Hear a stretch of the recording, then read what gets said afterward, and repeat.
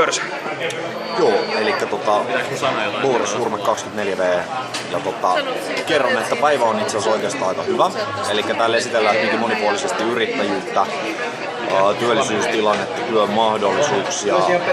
mahdollisuuksia elämään ja työhön sen kautta.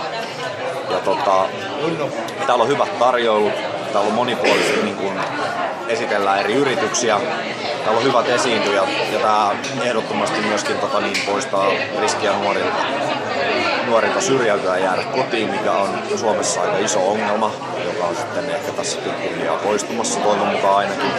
Ja täällä voi esimerkiksi lähettää tuohon Letkeä Creativeen seinälle, jossa on ihan loistava lohjalaisyritys, joka tuottaa tämmöisiä kaikenlaisia mediapalveluita. Ja terveisiä vaan Juha-Matti Savolaiselle. On muun muassa tommonen seinä, mihin voi lähettää tekstiviestejä näin. Ja nyt jos joku siellä Luxian Facebook-sivulla sattuu tän näkemään, niin ei muuta kuin tulkaa tänne Nummentien yksikköön. Niin, näette mitä täällä tapahtuu ja näin poispäin.